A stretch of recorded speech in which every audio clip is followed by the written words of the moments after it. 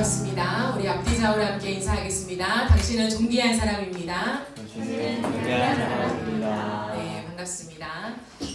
오늘 우리가 함께 보실 말씀은요, 아가서 2장 8절에서 17절까지의 말씀입니다. 구약 성경 아가서 2장 8절에서 17절까지의 말씀입니다. 다 찾으셨으면 한 절씩 교독하시고 마지막 절은 합독하겠습니다. 내 사랑하는 자의 목소리로구나. 보라, 그가 산에서 달리고 작은 산을 빨리 넘어오는구나. 내 사랑하는 자는 노루와도 같고 어린 사슴과도 같아서 우리 벽 뒤에 서서 참으로 들여다보며 창자의 등으로 엿보는구나. 나의 사랑하는 자가 내게 말하여 이르기를, 나의 사랑, 내 어여쁜 자야, 일어나서 함께 가자. 겨울도 지나고 비도 그쳤고 지면에는 꽃이 피고 새가 노래할 때가 이르렀는데 비둘기의 소리가 우리 땅에 들리는구나. 무화과나무에는 큰 열매가 있었고 포도나무는 꽃을 피워 향기를 토하는구나. 나의 사랑, 나의 어여쁜 자야, 일어나서 함께 가자. 바위 틈 낭떠러지 은밀한 곳에 있는 나의 비둘기야, 내가 내 얼굴을 보게 하라. 내 소리를 듣게 하라. 내 소리는 부드럽고 내 얼굴은 아름답구나. 우리를 위하여 포도나무는 작은 여름을 주라. 우리의 포도 안에 꽃이 피었습니다. 내 사랑하는 자는 내게 속하였고 나는 그에게 속하였도다. 그가 백합화 가운데에서 양떼를 먹이는구나. 내 사랑하는 자야, 날이 저물고 그림자가 사라지기 전에 돌아와서 베델산의 노루와 어린 사슴 같을지라. 아멘. 2024년 이너브 처치는 하나님 나라를 누리다라고 하는 큰 주제를 가지고 함께 나아가고 있습니다. 지난주부터 세 번째 챕터가 시작됐는데요. 가정에 임한 하나님 나라라고 하는 시리즈 설교로 진행이 됩니다.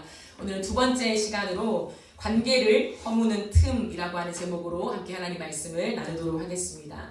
이번 시즌에는 아가서를 통해서 말씀을 나눕니다. 아가서는 솔로몬이 지은 시라고 알려져 있고요. 그 제목의 원뜻은 노래 중의 노래, 즉 최고의 노래라고 일컫습니다. 아가서는 솔로몬 왕과 술람미 여인 사이의 사랑을 다루고 있지만요, 이것은 단순히 두 사람의 사랑을 말하는 것이 아니라 그 이상으로 하나님께서 예수 그리스도와 우리의 관계를 말씀하신다라고 전했죠. 우리와 하나님 사이의 관계를 결혼의 관계로 하나님은 비유하고 있습니다. 구약 성경에도 그렇고 신약 성경에도 그러해요. 그래서 우리를 사랑하시되 결혼의 언약 관계 안에서 우리를 부르시는 그 하나님의 사랑을 우리가 깊이 경험하고 또 알아가는 시간이 되었으면 좋겠고, 나아가서는 그 사랑으로 말미암아 우리의 가정이 새롭게 세워지는 은혜가 있기를 예수님의 이름으로 축복합니다. 하나님을 믿는 신앙생활에서 가장 중요한 것이 무엇일까요? 가장 중요한 것. 많은 것들이 중요하지만 한 가지만 꼽으라고 했을 때 가장 중요한 것은 하나님과의 친밀한 관계입니다. 관계가 너무너무 중요하다는 거죠. 하나님과 소통하고 하나님과 사귐을 가질 수 있다는 것은 놀라운 은혜예요. 우리가 하나님을 만나고 대화할 수 있고 하나님을 느낄 수 있다고 하는 것은 최고의 선물이자 은혜입니다. 그래서 교회 생활, 교회 활동에만 우리가 익숙해지면 안 돼요. 교회를 왔다 갔다 하고 교회 많은 프로그램을 참여하고 그 활동에 동참하는 것에 익숙해지면 안 됩니다. 이 놀라운 사귐이 무엇인지, 하나님과 사랑을 누리는 게 무엇인지, 우리의 매일의 삶 속에 하나님과 동행하는 기쁨이 무엇인지를 충분히 누려야 진짜 하나님께서 우리에게 주고 싶은 그 선물을 우리가 받아서 누리게 되는 거죠. 가정도 그렇습니다. 가정에서 가장 중요한 것이 무엇일까요? 가족 구성원들 간의 관계입니다. 그것도 친밀한 관계예요. 우리가 가정생활이라고 하죠. 가정에 많은 활동들이 있습니다. 그러나 그 활동에 익숙해지면 안 되고요. 부모님과의 관계, 부부와의 관계, 그리고 형제들과의 관계가 중요하다라고 하는 거예요. 여러분들은 지금 이 시즌을 지나가면서 우리 부모님이 어떠한 고민과 생각을 가지고 있나 그걸 알고 계십니까? 이 시즌을 지나가면서 내 아내, 내 남편이 어떠한 고민과 시름들을 가지고 이 시간들을 걸어가고 있을까? 그 속마음을 정확하게 알고 계십니까? 함께 사는 것과 속마음을 아는 것은 좀 다른 문제인 것 같아요. 제가 말하는 친밀한 관계라고 하는 것은 같은 공간에서 함께 지내는 것, 어떠한 생활 루틴을 같이 하는 것, 그것을 넘어서 그 사람의 속마음을 아는 것이에요. 속마음을 알려면 속마음을 궁금해해야 되겠죠. 그래서 가장 중요한 게 질문입니다. 서로 간의 질문을 통해서 어떠한 생각과 어떠한 마음을 가지고 지금의 시간들을 걸어가고 있는가를 서로 확인하는 것은 가장 중요하다라고 하는 거죠. 그러면 어떻게 해야 우리가 건강한 관계를 세울 수 있을까요? 그것은 상대에게 가까이 가는 것입니다. 오늘 본문 8절 9절을 함께 보시겠습니다. 내 사랑하는 자의 목소리로구나. 보라, 그가 산에서 달리고 작은 산을 빨리 넘어오는구나. 내 사랑하는 자는 노루와도 같고 어린 사슴과도 같아서 우리 벽 뒤에 서서 창으로 들여다보며 창살 틈으로 엿보는구나 라고 얘기하고 있습니다.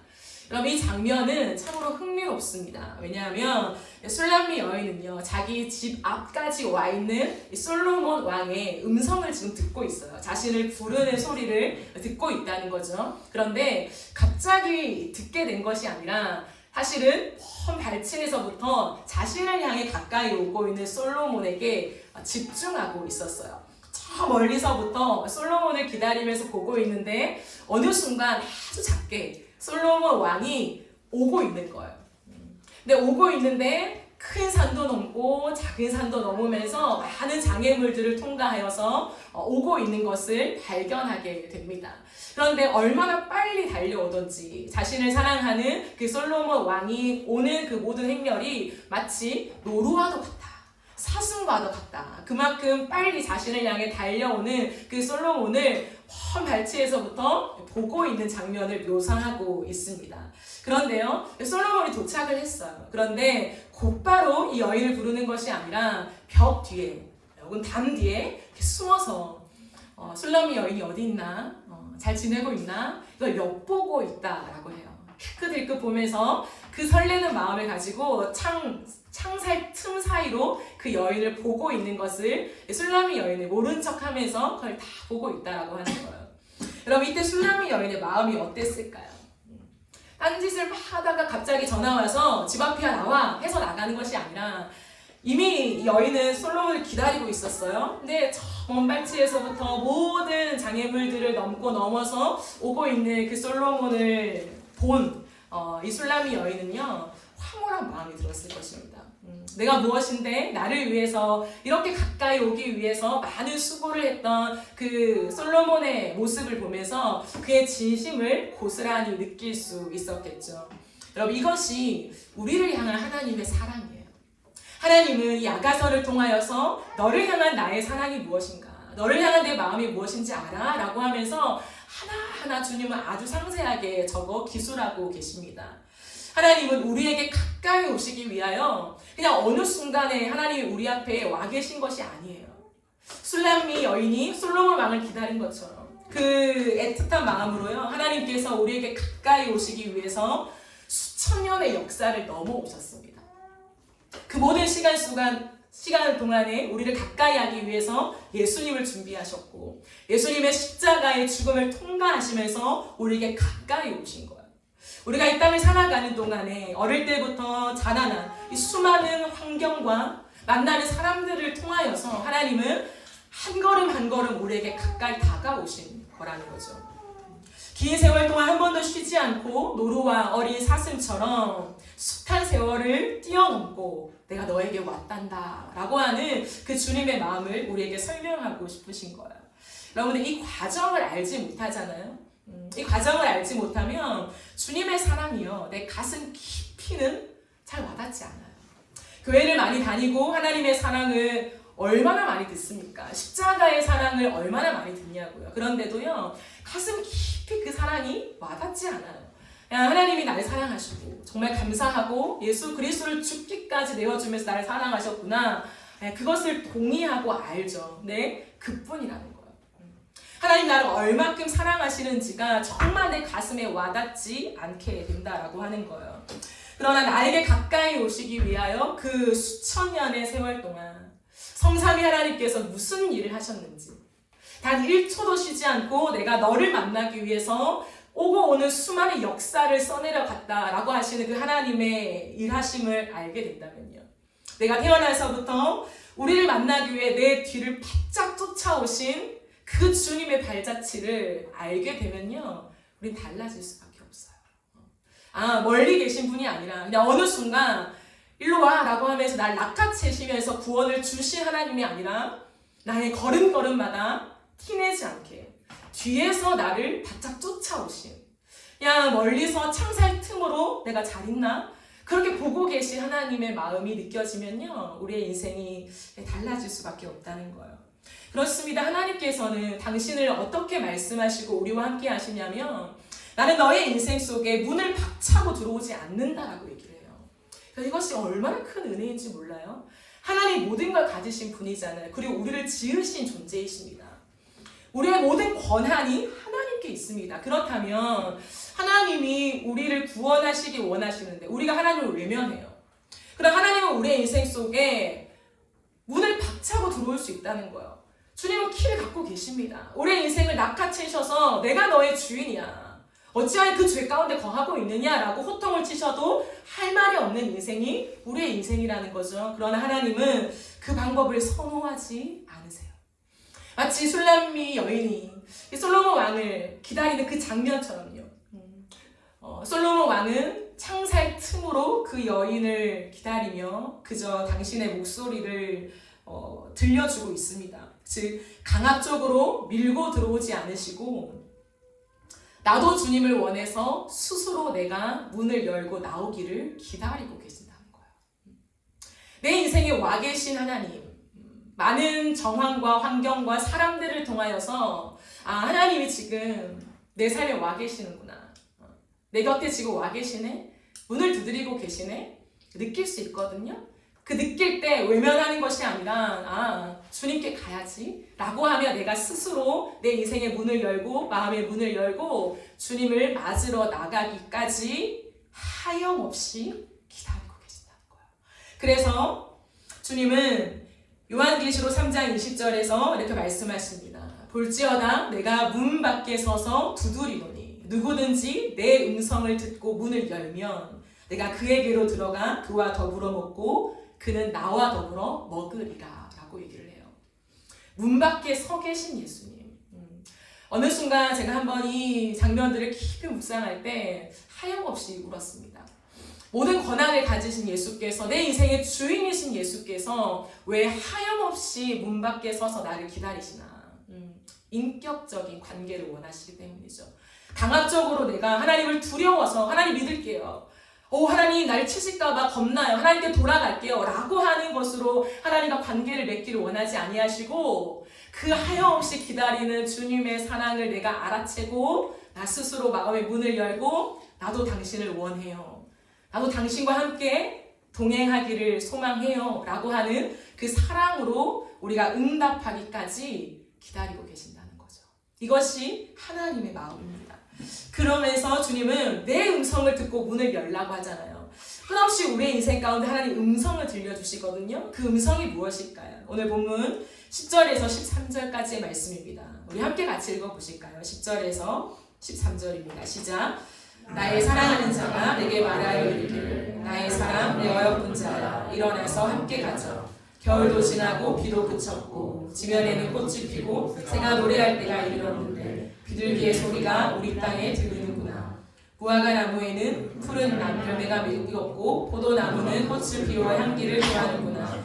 나의 사랑 나의 어여쁜 자야 일어나서 함께 가자. 10절 13절 동일한 말씀을 반복하고 있죠. 강조하는 거예요. 하나님의 깊은 마음을 토로하고 계십니다. 여러분, 싱그러운 봄이 왔습니다. 하나님은 이 봄날에 왜 아가서를 우리에게 주셨을까? 제가 봄에 맞춘 건 아니거든요. 근데 이 시즌에 딱 맞게 하나님께서 이 말씀을 주셨어요.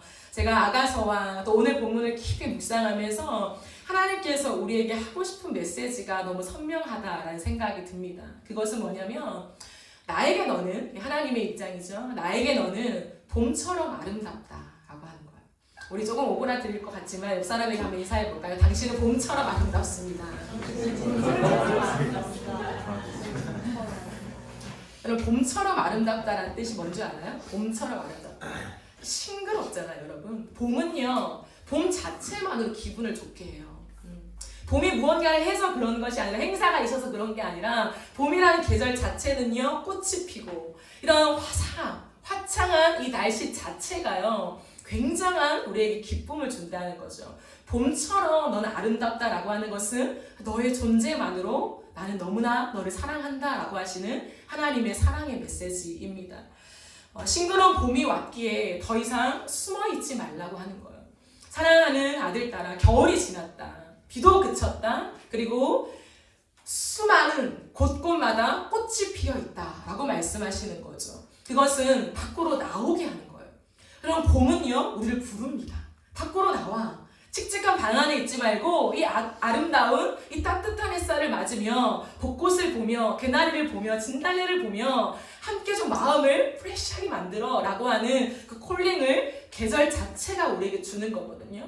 하나님께서는 우리에게 무엇이라 말씀하시냐면 봄날이 왔다라고 하는 거야. 그러니 네가 검다고 숨어있지 마라. 술람이 여인아, 너를 욕한다고 해서 꽁꽁 숨어서 몰래 지내지 말고 당당하게 밖으로 나와라, 이 얘기하는 거거든요.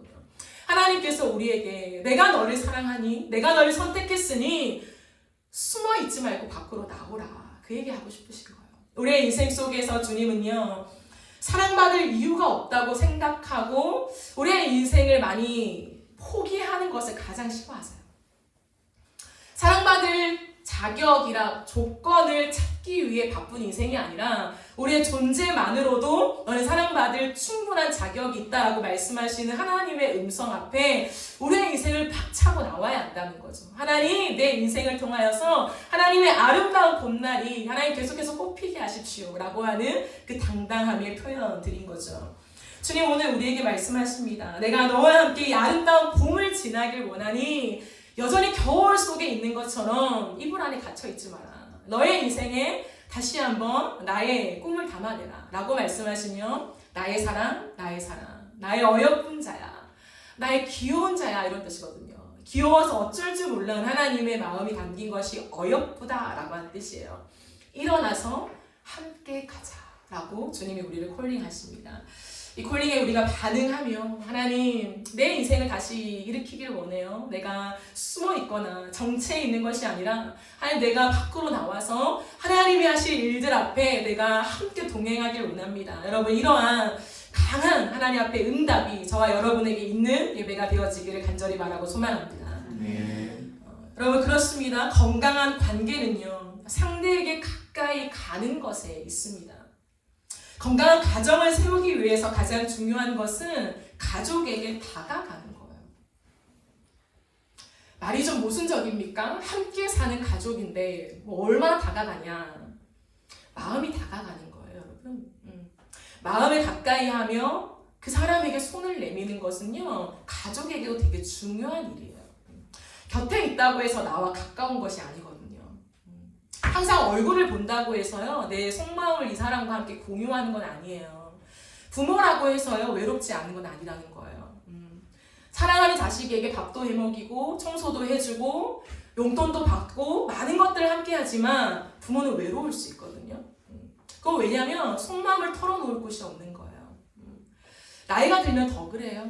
또 나의 배우자가 먼저 천국에 가시면요, 더 그 외로움은 찾아옵니다.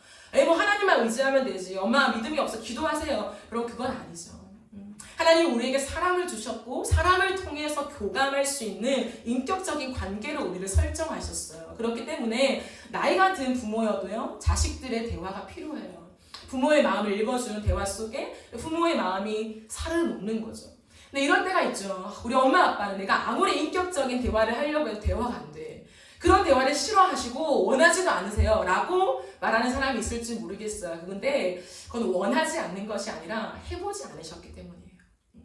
부모라고 해서 온전한 게 아니잖아요. 부모님도 내 부모님에게 받아 또 경험되어진 걸로 내가 살아가시는 거예요. 그러면 내 부모로부터 친근한 대화, 날마다 이렇게 둘러 앉아서 오순도순 대화하는 거, 너는 어떠니? 엄마는 요즘 이래. 하나님이 이런 마음을 주셨어. 이런 걸 해보신 적이 없으니까 그게 부끄럽고 그게 이렇게 익숙하지가 않으신 거예요. 그렇기 때문에 자녀들이 더 해야죠.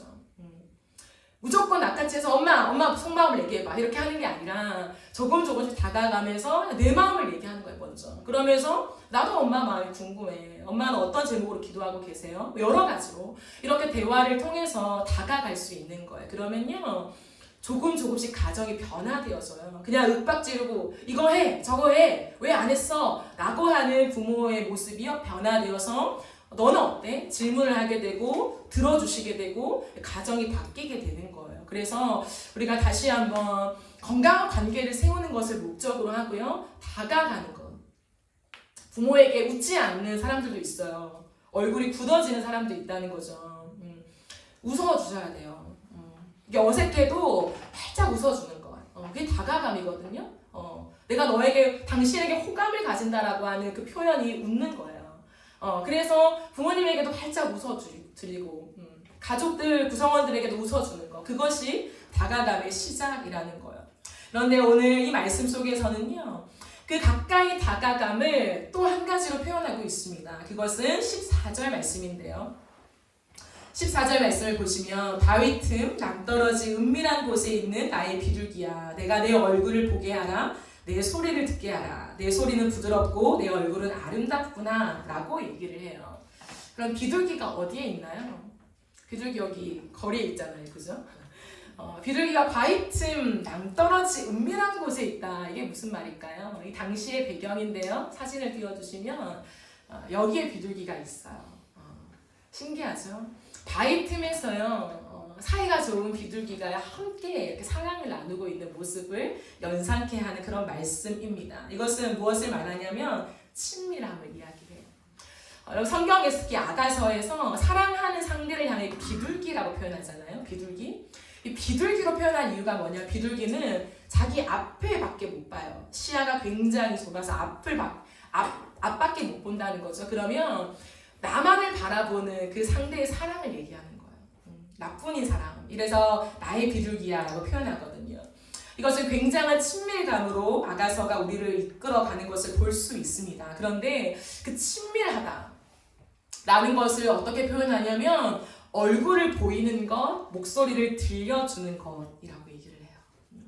친밀함은 거창한 데 있지 않다는 거예요. 내 목소리를 들려주는 것, 그리고 내 얼굴을 보이는 것에 있다라고 합니다. 우리가 치열하고 또 경쟁 사회 속을 살아가다 보니까 우리의 마음이 후하지 못할 때가 참 많아요. 마음이 강박해지고 팍팍해진다고 하죠.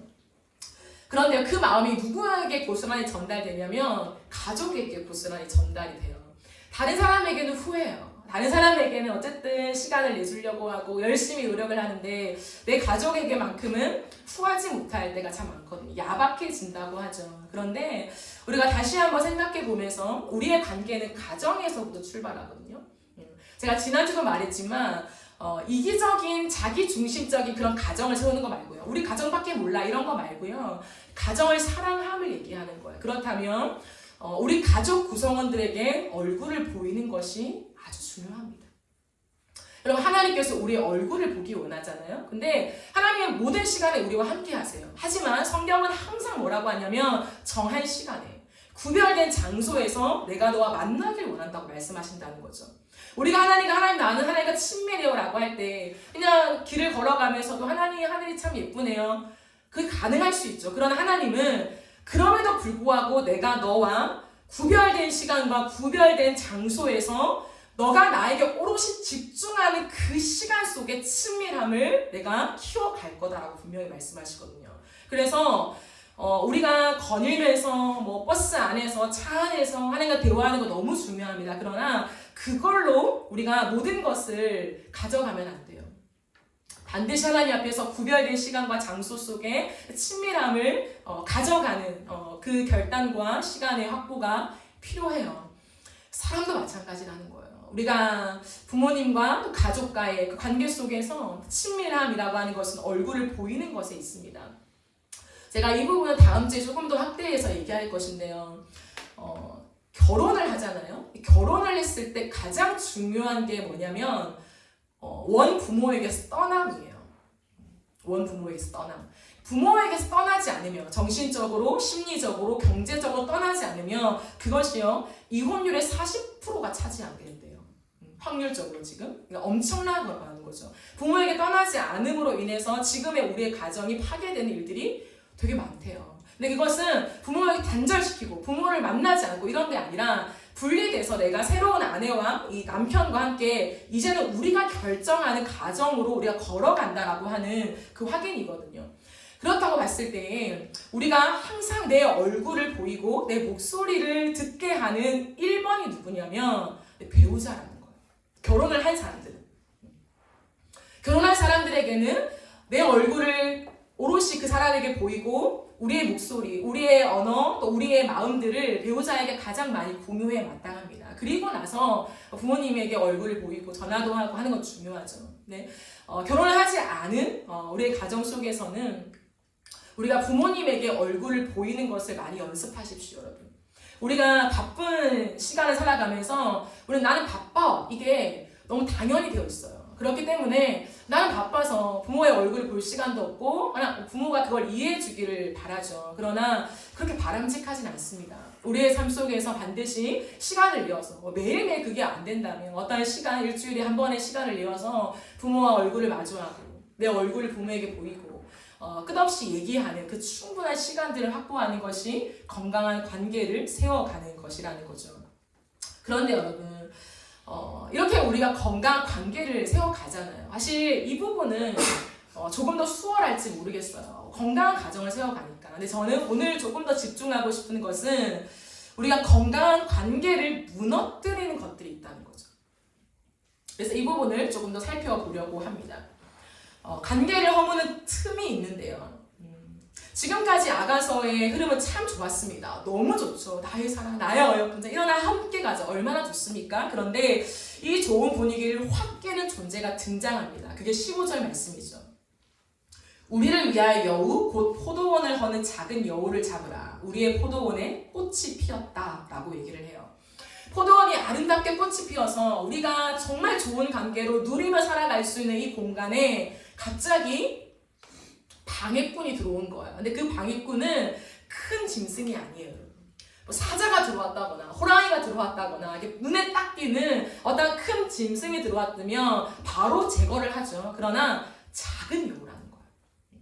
작은 여우, 아주 작은 여우떼들이, 새끼 떼들이 들어와서 이 포도원을 망치고 있는 거예요. 그런데 망치고 있는 줄 모르는 거예요. 너무 작으니까. 너무 교묘하게 들어와서 포도원을 망치고 있는데 망친 줄을 모르는 그런 상황들입니다. 그래서 우리의 포도원을 허무는 이 작은 여우를 반드시 잡아야 한다라고 하는 이 아가서의 큰 목소리가 우리에게 들려지고 있는 것이죠.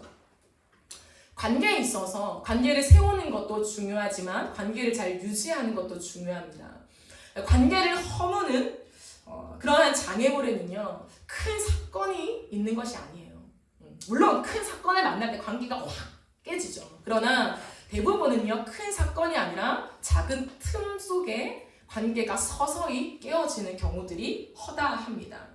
관계가 무너진다는 게 뭘까요? 마음이 멀어진다는 거거든요. 서서히 마음이 멀어요. 갑자기 획 돌아서는 게 아니라 서서히 마음이 돌아서고 친밀감이 점점 떨어집니다.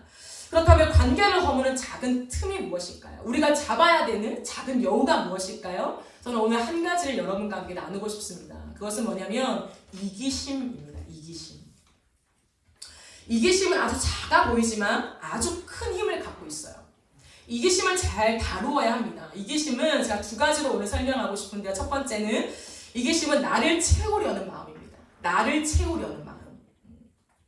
오늘 본문을 보면 강조하고 있는 게 뭐냐면 우리의 포도원이에요. 우리의 포도원. 너와 나의 포도원. 나의 포도원도 아니고 너의 포도원도 아니고 우리가 함께 가꾸는 포도원이다 라고 얘기해요. 그런데 이 작은 여우는요. 자기를 위해서 이 포도원을 마구 휘젓습니다. 여우는 자기밖에 못 본다는 거죠. 그것을 빗대어 설명하고 있는 것입니다. 먼저는 우리가 하나님과의 관계에서도요. 나를 위해 하나님을 믿잖아요. 계속해서. 하나님과의 관계를 그 나 중심으로 끌어당기기 시작하면요. 하나님과의 관계가 어느 순간 무너지게 되어 있습니다. 이기적인 신앙인 거죠. 내가 복받기 위해 하나님을 믿고 또는 내가 벌받지 않으려고 신앙생활하는 것. 그렇게 되면 하나님과의 관계가 무너져요. 친밀함이 느껴지지 않습니다. 하나님을 사랑한다는 게 도통 무엇인지 가슴에 와닿지 않는다는 거예요. 내 것을 챙기기에 먼저인 사고를 가지고 살아가면 참으로 힘든 시간들을 보내요. 하나님과 우리의 삶을 어떻게 생각해야 되냐면 하나님과 내가 에덴 동산을 가꾼다라고 생각해야 돼요. 그것이 아담에게 주신 처음의 장소였잖아요. 아담아 너의 것이야. 너가 이름을 짓고 너가 가꾸어봐 라고 했지만 그것은 아담의 소유가 됐다라고 하는 것이 아니라 하나님과 나의 사랑의 공간을 내가 가꿀 수 있는 하나님의 그 권한이 내게 주어졌다는 거죠. 그러면 하나님과 물으면서 하나님과 함께 거닐면서 같이 가꿔야 되는 거잖아요. 근데 이건 이제 내 거라고 하는 그 소유 의식이 생겨나면서 하나님과 관계가 완전히 무너지게 되었죠. 내 삶이 하나님과의 아름다운 나라를 세우기 위한 것이 목적이 되어야 한다는 거예요. 하나님 내 건데 하나님 내게 주신 이 인생인데 하나님 이것 좀 필요하고요. 이거는 또 하나님께 드릴게요. 이렇게 제가 늘 말하는 파이를 나누면 안 된다는 거예요. 이 통째가 뭐냐면 하나님과 내가 함께 걸어가는 거예요. 소유권이 함께 있습니다. 그래서 함께 의논하며 함께 우리의 에덴 동산을 가꿔가는 것이 우리의 인생이요, 우리의 가정이라는 거예요. 그럼 우리의 가정의 출발은 결혼이잖아요. 배우자를 선택할 때 여러분의 기준이 무엇이었습니까? 그리고 아직 미혼이신 분들은 배우자를 선택할 때 여러분의 기준이 무엇입니까? 많은 사람들은 배우자를 선택할 때 나의 필요를 채워줄 수 있는 사람을 많이 찾는다고 해요. 내 필요가 이거, 나의 부족함, 결핍이 있는데 그거를 채워줄 수 있는 사람을 만나면 굉장한 호감을 느끼고 매력을 느끼고 이 사람을 만나면 내가 체험받을 수 있겠구나라고 하는 안정감을 느낀다고 해요. 그러나 그렇게 시작되면요 가정이 많이 힘들어지는 경우가 많다고 합니다. 확률적으로. 그러면 우리가 배우자를 선정하려고 할 때, 선택하려고 할 때 다른 기준이 무엇이냐면 나의 필요를 채워주는 사람이 아니라 상대의 필요가 보여져서요. 그 상대의 필요를 채워주고 싶은 사람을 만나야 한대요. 하나님께서 아담과 하와를 이렇게 짝지어 주셨잖아요. 그때 아담에게 아담아 너 혼자 있는 거 좋지 아니하니 너에게 돕는 배필을 주겠다라고 했잖아요. 이것을 우리가 오해해서 아담의 부족함을 채워줄 어떤 여인, 여자를 붙여주셨구나 라고 생각하면 안 된다는 거예요. 많은 사람들이 그런 생각 속에서 여자들을 많이 무시하죠. 그러한 뉘앙스가 아니라 돕는 배필이라는 뜻이 무엇이냐면 서로 의지하고 보충하는 존재입니다. 서로가 서로를 보충해주는 존재라고 하는 거죠. 이 인식 속에서 우리가 나를 채워주는 존재가 아니라 내가 누군가를 채워주는 그러한 기쁨과 사랑으로 출발해야 되는 것이 결혼이라고 하는 거예요. 왜냐하면 나의 필요를 저 사람이 채워줬으면 좋겠는 것으로 시작했어요. 그럼 채워주죠. 연애할 때나 신혼 초기 때는 정말 잘 채워줍니다. 뭐 필요하다고 하면 다 해주고 근데 시간이 지나면 그것이 좀 시들어지죠. 그렇게 되면요 여자는 결핍이 나에게 있어요. 근데 이 결핍을 채워야 돼요. 왜? 채웠을 때 안정감을 맛봤으니까. 연애할 때나 결혼할 때 이 사람이 다 해줬어. 내 결핍을 채워줬어. 그러니까 너무 좋은 거예요. 근데 어느 순간 결핍이 채워지지 않아요? 그럼 두 가지 현상이 나타납니다. 첫 번째는 집착이에요. 이 상대에게 집착합니다. 내 필요를 채워줘. 내 사랑을 채워줘. 그게 육체의 무엇이든 아니면 심리적인 무엇이든 끝없이 갈구하게 됩니다. 그래서 그것을 너무 강요하게 되죠. 집착으로 변한다는 거죠. 근데 또 한 가지는 뭐냐면 집착을 해도 어떻게 해도 채워지지 않기 때문에 그 결핍을 채워줄 다른 사람을 찾아 떠납니다. 가정이 많이 무너지는 거죠. 마음을 다른 사람에게 주고 그 결핍을 끝없이 뒤에서 채우려고 하는 일들이 이 시대 가운데 비일비재하게 일어난다는 거 아주 위험하죠. 왜 그러냐면 이기심 때문에 그래요. 결혼을 이기적인 마음으로 하기 때문이에요. 내 결핍, 나의 부족함을 채워줄 상대를 찾고 그것이 결혼이라고 생각하기 때문에 이러한 일들이 발생하게 됩니다. 그러므로 나를 채우려고 하는 사랑을 하면 안 돼요. 혹시나 나의 사랑을 막 채워받고 싶어. 부모로부터도 막 내 사랑을 막 채워받고 싶어요. 그걸 좀 내려놔야 돼요. 소유하고 싶은 욕구, 지배하려는 욕구가 생기거든요. 그러면 애증의 관계가 돼요. 사랑하는 사람은 애증으로 가면 안 돼요, 여러분. 애증은요, 어디로 발전하냐면 완전한 증오로 발전하게 됩니다. 그래서 좋기도 하고 막 믿기도 하고 그냥 알콩달콩하는 그냥 나 너 미워 이 정도가 아니라 내 마음속에 진짜 분노가 일어나고 어느 순간에는 너무 믿고 너무 싫고 근데 또 한편으로는 어쩔 수 없이 덮어주고 살아가는 그 사랑이 공존하잖아요. 그러면요 이 애증이 증오로 완전히 발전하게 됩니다. 그래서 애증은 놔두면 안 돼요. 내 안에 지금 분노가 있구나. 이 사람을 향해 받아들여지지 못함이 있구나. 내 부모에 대해서 내가 무언가 해소되지 않는 마음이 있구나. 왜 그렇지? 이것은 내가 너무 그걸 그 상대에게 채우려고 하기 때문이라는 거예요. 여러분, 우리를 완전하게 채울 수 있는 분은 하나님밖에 없습니다. 하나님 앞에 온전한 사랑을 받아서 내가 그 사람을 채워주려고 하는 그 위치에 자꾸만 서야 한다라고 하는 거죠. 그런가 하면 두 번째 이기심의 특징이 있습니다. 이기심은 내 입장에서 생각하는 태도입니다. 이게 이기심이에요. 이기심은요, 자기 중심적인 사고를 형성하는 특징이 있습니다. 그래서 이기심이 강한 사람의 특징은요, 항상 자기 입장에서 말하고 행동해요. 그러다 보니까 특징이 뭐냐면 내가 하는 건 잘 기억해요. 상대방을 위한 건 잘 놓쳐요. 근데 그걸 심각하게 생각하지 않아요. 실수라고 말해요. 실수했어. 까먹었어. 미안해. 그건 까먹은 게 아니에요. 왜냐면 내 것들은 잘 생각하거든요. 내 것들은 기가 막히게 잘 챙기거든요. 체크리스트를 만들어서 놓치지 않으려고 하거든요. 그런데 상대방 건 자꾸 놓친다? 내가 까먹는다? 그건 까먹는 게 아니라 이기적인 거예요. 그런 우리의 숨겨둔 마음들을 확인해야 돼요. 좀 아프죠. 확인하기 싫고 그냥 뭐 놓친 거야 라고 그냥 무마하고 넘어가고 싶은데 정직하게 우리가 이 부분을 다루지 않으면 계속해서 관계가 틀어짐이 온다라고 하는 거예요. 이기적인 우리의 마음들인 거죠. 그러다 보니까 내 입장에서 사고하는 것이 너무 익숙해져 있는 거예요. 시야가 좁은 거죠.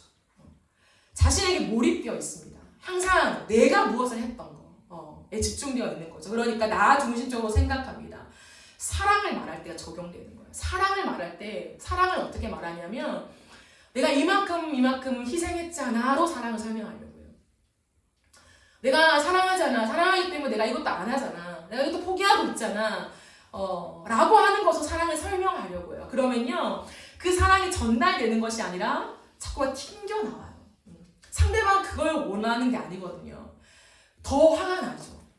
그럼 나는 한 게 없어? 나는 희생한 게 없어? 나는 포기한 게 없어? 그러다 보면요, 포기한 리스트를 읊기 바빠요. 내가 자녀를 위해서, 이 아이를 육아하기 위해서 난 이것도 포기했고 저것도 포기했고, 남자들 같은 경우 내가 술자리도 포기하고 내가 만남도 포기하고 다 포기했잖아. 많은 걸 포기했잖아. 희생했잖아. 라고 얘기하면요, 상처만 주고받는 거라는 거죠. 그게 왜 그러냐면 나 중심적인 생각에 너무 익숙해져 있기 때문이에요. 부모와의 관계도 마찬가지인 거죠. 그렇기 때문에 우리의 마음을 잘 돌아봐야 돼요. 무언가 얘기할 때 자꾸 나 중심적으로 무언가 해준 걸 얘기하잖아. 내가 너의 부모님한테 이거 해줬잖아. 나는 이번에 이렇게 했잖아. 라고 하는 것은 너가 못했잖아 라고 얘기하고 싶은 건 아니에요. 내가 하는 걸 말하고 싶은 거야. 근데 그것은 관계가 틀어지면 된다는 거야. 그 속에서 우리는 내 입장이 아니라 상대의 입장을 생각해야 돼요. 내가 그것을 정말 듣고 싶었다면 상대방에게 당신이 이걸 위해 희생한 게 정말 많다고 생각해. 너무 고맙다. 근데 나도 이런 마음이 든다. 이런 식으로 대화를 접근해 가야 한다는 거예요. 부모님에도 마찬가지고. 그렇게 우리가 이기적인 마음들을 확인하고 점검하고 그것들을 자꾸 버리는 일을 해야 돼요. 그 버리는 게 뭐냐면 죽이는 거거든요. 나의 옛 자아를 죽이는 거예요. 죽고 부활하는 십자가 부활이 날마다 통과돼야 된다는 거예요. 그걸 버리고 자꾸 내가 했던 것들을 막 말하고 싶은 것들을 버리고 감사한 것들을 먼저 말하고 또 내가 하고 싶은 진짜 마음들을 좀 바른 관계 속에, 바른 대화 속에 할 수 있는 연습들을 한다면 가정이 바르게 세워가질 수 있다라고 하는 거예요. 제가 어느 순간에 저희가 언니들과 얘기하게 되잖아요. 나이가 좀 들었잖아요. 우리가 30대가 됐고 40대가 됐고 나이가 들면서 대화가 달라졌어요. 처음에는 뭐였냐면 항상 어릴 때나 이렇게 자랄 때, 축구 자랄 때 부모님이 해주지 못하는 거에 집중했어요. 우리 부모님은 뭐 칭찬을 한 가지 한다면 부족한 걸 9가지를 얘기하는 거죠. 다른 부모님들이 이러신데 왜 우리 부모님은 못해줄까? 근데 우리 부모님 맨날 싸워서 우리가 이렇게 마음이 깨졌고 이렇게 상했고 이렇게 돼버렸어. 항상 대화의 중심이 그거였어요. 그런데 어느 순간 나이가 들면서 우리의 대화의 주제가 바뀌었구나라는 걸 경험하게 됐어요. 어떻게 바뀌었냐면 그 어려움과 힘든 환경, 소재는 똑같아요. 항상 어렸을 때 그 힘들었던 그 시절들을 우리가 이제 또 소재로 삼아서 대화를 하거든요. 그런데 그럼에도 불구하고 우리를 버리지 않아서 너무 감사하다. 부모여서 우리를 다 지켜야 될 이유는 없잖아요. 그러지 않은 부모님도 계시고 그럼에도 불구하고 돈을 아껴서 우리의 뒷바라지를 해주고 우리를 버리지 않고 그 자리를 지켜준, 그 가정을 지켜준 것만으로도 너무 감사하다라는 그 말들을요 너무 많이 주고받거든요. 그러니까 달라져요. 똑같은 시절을 얘기하는 건데, 똑같이 지나온 시절을 얘기하는 건데, 고마움과 감사를 찾아서 얘기하다 보니까 자매끼리의 관계도 좋아지고 부모님을 향한 우리의 태도와 우리의 마음도요 달라지게 되더라고요. 그래서요 저는 요즘에 부모님이랑 한번 엄마랑 통화하면 30분 이상씩 통화를 하거든요. 그러면 거의 큰 소리를 내지 않습니다. 그러니까 내 말하고 싶을 때가 있죠. 엄마 그게 아니야 라고 얘기하고 싶을 때가 있고, 엄마 좀 이렇게 해봐 라고 이렇게 내가 가르치고 싶을 이런 나쁜 습관이 또 올라올 때가 있어요. 근데 그 마음들을 많이 죽여요. 근데 없어졌어요. 거의 들어드리고 맞아요. 맞습니다. 엄마 맞아. 그것이 맞아. 엄마의 말을 지지해 주는 거예요. 근데 그것이요 훈련이 되어야 돼요. 훈련. 저도 많이 훈련이 됐거든요. 우리가 이제 자라다 보면 생각하는 게 뭐냐면 이제는 역으로 부모를 가르치려고 해요. 또 이 시대 속에 조금만 엄마가 인터넷으로 핸드폰을 뭐 못하면 답답하거든요. 엄마, 남들 다른 엄마들은 다 이거 하는데 엄마는 왜 못해? 엄마 좀 배워봐. 엄마 스스로 할 수 있잖아. 이런 마음들이 올라올 때가 있어요. 근데요 그러면 안 돼요. 부모에 대한 존중의 선을 유지해야 돼요. 아무리 가까워도 부모에 대한 존중을 유지하고 그러면 엄마 내가 해줄게. 아니 이건 이렇게 설명하고 대화하고 가야지. 내가 어느 순간 부모를 가르치는 위치에 있다는 것은요 굉장히 이기적인 우리의 태도인 거거든요. 그런 부분들을 잡아내야 돼요. 그래서 저는 이 4월 5월이 사실 이제 가정의 달이잖아요. 가정의 계절이 오고 있잖아요. 그러면 아마 여러분 대부분들 생각할 거예요. 이번 어버이날에는 어떻게 해줄까? 어떤 식당을 잡아서 어떤 선물을 또 어떤 이벤트를 해드릴까? 그게 아마 대화의 많은 주제일 거예요. 자매들끼리라든지 형제들끼리라든지 아니면 부부 관계라든지. 그런데요 좀 달라졌으면 좋겠어요. 물론 그걸 해드려야죠. 이벤트도 하고 식당도 모시고 가서 맛있는 음식도 먹고 하는데요. 부부라면 곰곰이 한번 생각해 보세요. 내 마음속에 우리의 언어와 태도와 부모를 대하는 이 관계 속에서 내가 이기적인 게 뭔가 대화를 나누는 게 너무 중요해요. 있었던 일만 말하는 게 아니라 언제 이런 일이 있었어 이것만이 아니라 그 과정 속에 내 마음과 내 태도를 나열하고 말하는 게 굉장히 중요하거든요. 그래서 그 부분들을 충분히 좀 얘기하면서 내가 부모님을 향한 이 태도를 이번 가정의 달을 기점으로 내가 좀 고치길 원한다. 내 말투를 고치려다. 우리 말투가 때로는 이렇게 험할 때가 있잖아요. 부모님에게도. 내가 이번 가정의 달을 기점으로 내가 내 말투를 이렇게 고치면서 아니 존댓말을 쓴다던가 이제는 부부가 됐고 아이도 있고 하면 이제 존댓말을 써야지 뭐 여러 가지 부분에서 그러한 태도적인 부분에서 좀 변화를 같이 고민하고 기도도 해주고 세워가면 참 좋겠다 생각을 해요. 그래서 건강한 가정을 세우기 위해서 무엇이 필요한가 무엇을 버려야 하는가 여기에 대한 점검들이 있다면 우리가 건강한 관계를 세워가지 않을까라는 생각을 해보게 됩니다. 그랬을 때 일어나는 일들이 있습니다. 마지막인데요. 연합입니다. 연합. 오늘 본문 16절을 보십시오. 16절 17절 내 사랑하는 자는 내게 속하였고 나는 그에게 속하였도다. 완전한 연합. 당신이 내게 속하고 내가 당신께 속합니다. 그러니까요 계속해서 그 기쁨을 노래하죠. 당신이 백합과 가운데서 양떼를 먹이고 빨리 돌아와서 노루와 사슴처럼 빨리 돌아와서 우리가 함께하자. 이 연합이라는 거죠. 가정은 연합이 있어야 돼요. 시간이 지날수록 함께하는 것이 즐거운 삶. 내가 부모를 빨리 떠나서 지금 독립하기 너무 잘했다라고 하는 것이 아니라 부모에게 내가 속해 있는 게 너무 좋고 내 부모라서 너무 감사하고 이런 마음이 들어야 되잖아요. 연합이라고 하는 것은. 그래서 더 깊어져 가는 거죠. 그것이 하나님과 우리의 관계 속에 적용되어지는 거예요. 제가 왜 이것을 왔다 갔다 하냐면요. 분리될 수 없기 때문이에요. 하나님과의 관계가 우리가 세워진다면 그 하나님의 관계는요. 고스란히 우리의 가장 가까운 관계로 적용되어질 수밖에 없어요. 하나님과의 관계는 좋고 가정에서는 아직 관계가 너무 어렵고 막 엉망진창이고 그건 건강하지 않다는 거예요. 하나님과의 관계 이꼴 가정의 관계고 여러분 가정의 관계를 보세요. 엉망진창이면 하나님과의 관계도 어그러져요. 예배하고 싶지도 않고 싸우고 나오면요 아무것도 되지 않아요. 그게 당연한 모습이거든요. 그렇기 때문에 항상 이것이 함께 갔다. 이게 함께 가서 함께 어우러질 때 우리의 모든 삶이 우리의 존재가 깊어질 수 있다라고 하는 것을 반드시 생각하십시오. 말씀을 정리하면서 사랑하는 여러분, 하나님께서는 이 땅 가운데 가정을 너무 세우기 원하세요. 무너진 가정들을 건강하게 세우기 너무 기대하신다는 거죠. 그런데 그 가정을 세우는 것은요, 어떤 세미나를 듣거나 어떠한 우리 스스로의 결단만으로 되는 것이 아니에요. 왜냐하면 완전한 사랑이 있어야 가정을 세울 수 있는데 완전한 사랑은 이 땅에 없기 때문이죠. 우리를 완전하게 사랑하신 그 하나님의 사랑의 연합 안으로 들어갈 때만, 그 사랑이 우리 안에 충족되어질 때만 내가 누군가를 향해서, 가까운 사람을 향해서요 날쌘 말이 나가는 게 아니라 따뜻한 말이 나가고 그 사람을 품을 수 있고 그 사람의 필요가 보이고 채워주고 싶은 기쁨이 생기는 거예요. 또 저 결핍을 내가 채워줘야 돼. 또 저 부족함을 내가 또 참고 내가 인내해야 돼. 버거워지거든요. 버거움이 아니라 사랑은 하나님의 그 충분한, 나를 또 기다려주시고 나를 인내해주시고 나의 부족함을 채워주시는 그 하나님의 사랑이 내 안에 담겨졌을 때 그게 재미있어지는 거예요. 내가 저 사람의 저 필요를 채워주고 싶다.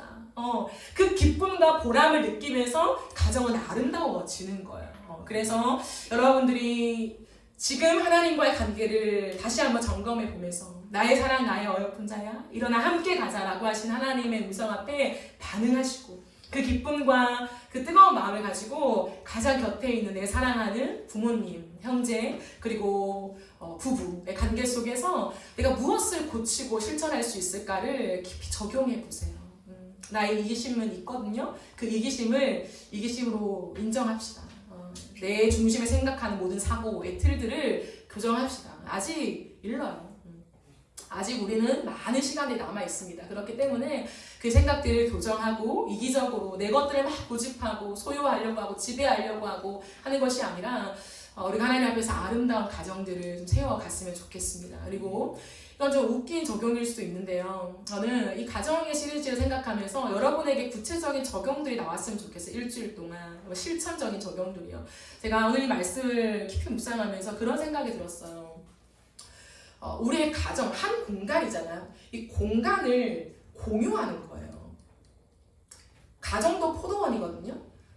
내 것이 아니라는 거예요. 내가 부모가 아무리 편하고 내가 남편과 아내가 아무리 편해도 이건 내 집이 아니라 우리의 집이라는 개념을 갖고 있어요. 우리의 공간이에요. 그럼 청소해야 돼요. 청소하시라고요. 여러분의 방을, 집을. 나는 내일 치우는 사람이에요. 습관이. 난 좀 이따가 1시간 뒤에 치우는 타입이에요. 그런데 부모님이 그걸 싫어하잖아요. 내가 치워야죠. 공동이니까 부모님이 밖에서 이게 아니라 치우는 거에 여러분 우선순위가 있습니다. 깨끗하게 만드는 거예요. 그러므로 청소를 먼저 하는 거예요. 여러분이 치우는 게 눈에 보이면 그걸 먼저 하죠. 귀찮아, 피곤해, 지금 갔다 왔으니까. 이기적인 거예요. 그것들을 먼저 우리가 개선하면서 누군가의 눈에 좀 쉽게 보이고 마음에 어려운 지점들이 있다면요, 바르게 세워가는 걸 기준으로 해서 고치는 거예요. 그러면 청소를 하는 거, 내가 제깍 치우는 거, 내가 무언가를 해주는 거, 이것이요 우리의 삶의 우선순위가 되어야 돼요. 그래서 내가 내 방을 청소하지 않고 내 집을 청소하지 않고 부모님이 말씀하시는 걸 하지 않고 밖에 나가서 영향력을 드러내고 많은 일들을 한다? 그건 건강하지 않아요. 내 집에서 먼저 그것들을 실천할 때 점진적으로 그것들을 변화하는 거거든요. 그래서 저는 이번 주 여러분들이 거창한 거를 의미적으로 적용하기보다는 여러분들 하나하나의 어떤 작은 바뀌지 않는 습관들을 바꾸면서 가정에서 여러분의 달라진 것들을 확연하게 보여주는 그러한 일주일의 삶이 되어줬으면 좋겠습니다. 아멘. 네. 우리 함께 찬양하고 기도하겠습니다. 나의 사랑, 나의 어여쁜 자의 찬양 함께 하겠습니다.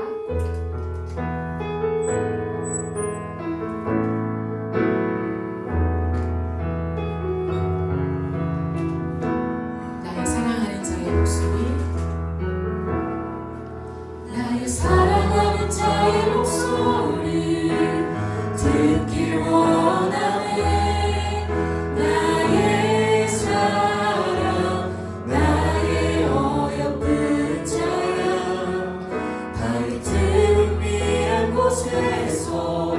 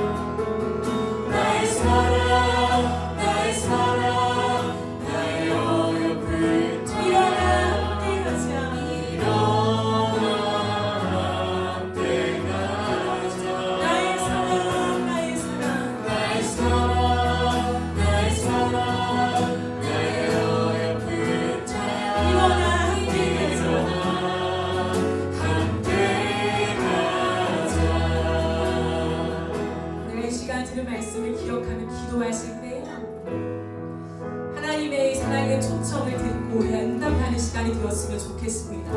하나님은 모든 시간에 우리와 함께 하시지만 구별된 시간과 구별된 장소에서 하나님과만 대면하는, 하나님만 바라보는, 때론 눈을 감고 하나님을 고스란히 느끼는 그 시간을 가질 때에 내가 너와 친밀해진다라고 말씀하세요. 그 시간들을 다른 것에 우리가 넘기지 말고 다시 한번 그 시간에 결단하시면 좋겠습니다. 하나님, 내가 하나님의 영이라고 해서 내가 언제나 함께 하시지 이렇게 생각하지 않고 구별된 시간과 장소를 정해서 하나님과 깊이 만나는 시간, 하나님과 독대하는 시간, 단둘이 있는 시간, 하나님 그 시간을 내가 확보하며 나아가겠습니다. 그 시간을 통하여서 하나님의 마음이 내 안에 고스란히 느껴지게 해주십시오. 또한 내 마음을, 내 속마음을 하나님께 온전히 아뢰는, 하나님과 둘만 아는 그 친밀한 교제의 시간들이 하나님 풍성해질 수 있도록 나의 삶에 하나님 함께하여 주시옵소서. 이제 각자의 결단과 고백을 담아서 기도하며 나아가시겠습니다. 기도합시다. 예수님, 우리가 주님 앞으로 나아갑니다. 하나님, 겨울이 지나고 비가 그치고 꽃이 피었다. 이 수많은 지면에 꽃이 피었다.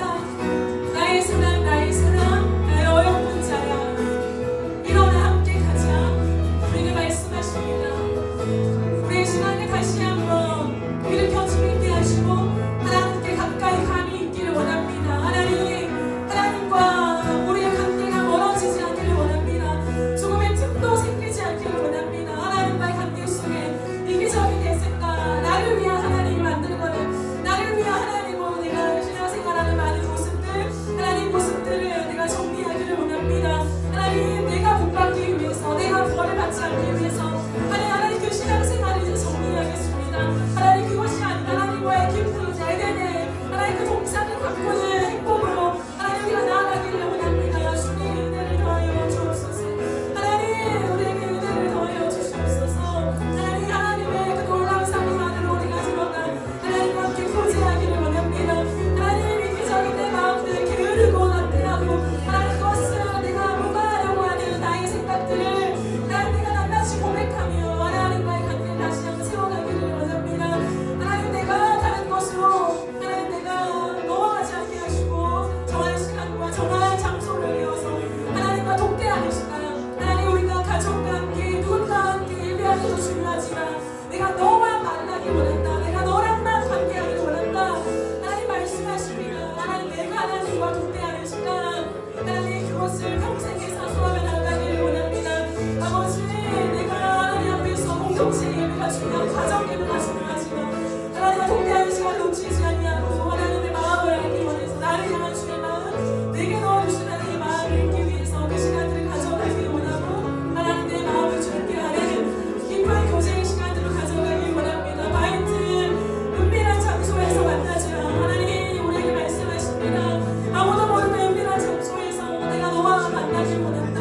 하나님, 그 아버지의 사랑의 홀링을 우리가 하나님 기억하기 원합니다. 나의 신랑 되신 예수님, 주님의 그 홀링 앞에 우리가 반응하며 나아가기를 간절히 원합니다. 주님, 은혜를 더하여 주시고 우리의 매일의 삶 속에 하나님 교회 활동만이 아니라 하나님과의 관계가 깊어지게 하시고 친밀한 관계가 상정되어지게 해주셔서 날마다 하나님과 사귐의 기쁨을 풍성하게 누리며 나아갈 수 있는 우리의 삶이 되어줄 수 있도록 주여 은혜를 더하여 주시옵소서. 우리가 한 가지 더 기도하실 때 관계를 허무는 작은 틈, 별거 아닌 것 같지만 그 틈 속으로 관계가 허물어지게 만드는 것이 이기심이에요. 나 중심으로 생각하는 것, 내가 채워지는 것에 우선순위를 두는 것, 그 사고가 꽤나 너무 자연스럽게 우리에게 세팅되어 있지 않습니까? 내가 생각하는 대로, 내가 느끼는 대로 말하고 행동하고 누군가를 평가하는 것들이 너무 익숙해져 있다면 십자가 앞에서 이것을 버려야 해요. 우리가 이 시간 그 기도를 하기를 원합니다. 하나님, 내 안에 있는 이기심, 내 실수하고 무마하고 넘어가고 싶지만 정직하게 내가 바라보며 나의 이기심임을 고백합니다. 하나님, 이기심을 십자가에 못 박겠습니다. 나의 모든 더러운 하나님 욕심과 나를 위한 것들을 내가 십자가에 못 박겠습니다. 그리고 내 가정이 나의 공간만이 아니라 함께하는 공간임을, 우리 가정의 공간 기억하며 하나님 내가 상대를 위하여서 내가 귀찮고 하기 싫고 피곤하고 여러 가지 이유가 있지만 핑계대지 않겠습니다. 하나님 바꿔가겠습니다. 하나님 그 사람을 위한 삶으로 또한 내가 세워지겠습니다. 그런 성숙한 마음으로 나아갈 수 있도록 역사하여 주옵소서. 또한 이 가정의 계절이 다가오는 이 시즌에 하나님 내가 정말 우리 가정을 위해서 무엇을 생각하고 고민하고 기도해야 될지 알려주시고 멀리 떨어져 있다면 전화하게 하시고 하나님 안부를 묻게 하시고 내 마음속에 부모님과 가까이 함에 하나님 그 간격들을 조금만 좁혀갈 수 있는 하나님 그런 은혜를 허락하여 주시옵소서. 각자의 조동점을 가지고 내가 이 시간에 주여 한번 외치고 기도합시다. 주여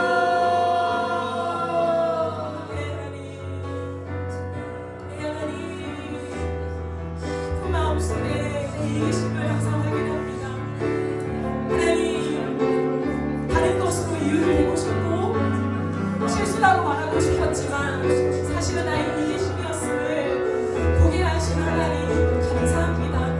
내 안에 내가 체험받고 싶고 나 위주로 모든 시간들을 설정하고 나 위주로 이해받기를 원하고 하나님 나 위주로 무언가를 하나님 세워가는 생각하는 하나님 나의 이기적인 이 마음들을 고백합니다. 이기적인 이 작은 틈 같지만 아무것도 아닌 것 같지만 이것이 관계를 멀게 만들고 하나님 소홀하게 만들고 신뢰를 떨어뜨리는 하나님 무서운 장애물임을 방해물임을 기억합니다. 하나님 내 안에 이기적인 마음들을 제거하기 원합니다. 십자가에 못 박기 원합니다. 주여 내 중심적으로 생각하는 모든 사고의 틈을 하나님 교정하여 주옵소서. 내 생각에서 부모를 바라보고 부모를 판단하고 부모를 정죄하며 때로는 부모가 해주지 못한 것들을 계수하고 있는 이기적인 내 모습들 감사한 것들이 얼마나 많은데 하나님 그 감사보다 하나님 못 가는 것들을 계수하고 있는 하나님 미련하고 정말 이기적인 내 모습을 얘기하며 나아갑니다. 하나님 내가 해준 사랑을 계수하지 않기를 원합니다. 내가 해준 희생 하나님 내가 한 포기 내가 한 것들 하나님 그것들을 계수하기보다 그 상대가 나를 위해 해준 것 우리 가정을 위해 해준 것들을 계수하며 감사하며 하나님 그렇게 대화할 줄 아는 성숙한 사람으로 성장해 가기를 간절히 원합니다. 하나님 부모와 얼굴을 맞대며 얼굴을 보여주며 대화할 수 있는 사람들 되어지게 하시고 하나님 깊은 산길 속에 하나님 우리가 주님 앞에 더 사랑을 느끼고 가족과의 관계도 회복되어지는 은혜가 있게 하여 주옵소서. 형제들 간의 대화가 단절되지 않게 하시고 안부를 묻는 정도가 아니라 그 속마음을 들었고 나아갈 수 있는 그런 형제 관계가 될 수 있도록 주여 우리가 무엇을 하나님께 전하며 나아가야 될지 감동하여 주셔서 우리가 순종하며 실천하며 바꿔가기를 원합니다. 항상 하나님 나를 이해해 주는 것은 중요하지만 하나님 것을 핑계로 너무 많이 내가 원하는 대로 살아왔던 이기적인 태도를 교정하기를 원합니다. 하나님 우리가 작은 꿈에서도 실천하며 내가 귀찮아하고 하기 싫고 미웠던 것들이 가족 구성원들에게 하나님 무언가 불편함이 된다며 그것들을 교정하며 나아가기를 원합니다. 작은 것에서도 실천하며 내 공간을 청소하고 아름답게 가꾸며 하나님 누군가 하나님 봤을 때도 하나님 깨끗하고 아름다운 하나님 그 공간들을 우리가 마련해가는 것 하나님 그 작은 수고와 작은 것들이 하나님 우리를 정말 이 관계를 온전하게 함을 우리가 기억하게 하여 주옵소서. 관계는 큰 것에 있지 않고 아주 작은 틈에 하나님 일수를 기억하며 이 틈들을 잘 제거해가고 우리가 가정의 그 관계 속에 하나님께서 원하시는 그 아름다운 가정 친밀한 관계를 형성해 갈 수 있도록 하나님 인도하여 주시옵소서. 아버지 우리 마음들을 잘 살펴볼 수 있도록 은혜를 허락하시고 우리 마음에 기꺼이 그분을 할 수 있도록 주의 은혜를 더하여 주시옵소서. 주의 바라며 나아갑니다. 이 하나님 이 시즌에 이 봄에 우리를 향한 사랑의 콜링을 주시고 아가서를 깊이 묵상하게 하셔서 하나님과 우리의 관계뿐만 아니라 가정을 돌아보게 하시니 감사합니다. 하나님 지난날 우리의 삶을 돌아볼 때에 얼마나 우리가 나 중심적으로 생각한 그 사고에 익숙해져 있는지 모르겠습니다. 지금도 그렇습니다. 하지만 당신의 어떠함을 모두 생각하기보다 우리를 구원하시기 위하여 이 수천 년의 역사 속에 우리의 죄를 참으시고 인내하시며 끝없이 선지자를 보내시고 끝없는 믿음의 선진들을 통하여서 여기까지 우리를 구원하신 하나님의 깊은 인내의 사랑을 바라봅니다. 그 사랑 앞에 깊이 묵상하며 우리가 어떻게 살아야 할지를 다시 한번 재고해 보기를 원합니다. 하나님, 이기적인 마음들을 십자가에 날마다 못 박게 하시고 내가 한 것들, 내가 해준 것들을 계수하려고 하는 이 못된 계산기가 우리 안에서 제거되어지기를 원합니다. 하나님, 상대가 나에게 해준 것들을 더 많이 계수하며 내 가슴에 기록할 줄 아는 사람, 그것을 고마워 표현할 줄 아는 사람이 되어줄 수 있게 도와주셔서 우리의 관계에 이 작은 틈이 생겨나지 아니하도록 잘 우리가 막고 하나님 안에서 건강한 관계들을 세워갈 수 있는 우리가 될 수 있도록 역사하여 주시옵소서. 하나님, 우리가 나이가 들면 들수록 우리 옆에 있는 사람들을 더 깊이 돌아볼 줄 아는 성숙함이 있었으면 좋겠습니다. 가까이 있다고 가까이 있는 것이 아니라 속마음을 나눠야, 같이 기도할 줄 알아야 하나님 가까이 있는 것이 아니겠습니까? 구별된 시간을 내줄 줄 아는 하나님 그러한 헌신이 있게 하시고 그 시간 동안에 서로를 마주하고 얼굴을 보여주고 목소리를 들리게 하며 그런 친밀한 교제 속에 가까이 있는 사람들을 외롭게 만들지 아니하고 가까이 있는 사람들의 마음을 충분하게 하나님 나의 사랑으로 덮을 수 있는 그러한 성숙함이 우리 안에 있게 하여 주시옵소서. 한 주간의 삶 속에 변화된 우리의 삶을 기대하오며 예수님의 이름으로 기도드립니다.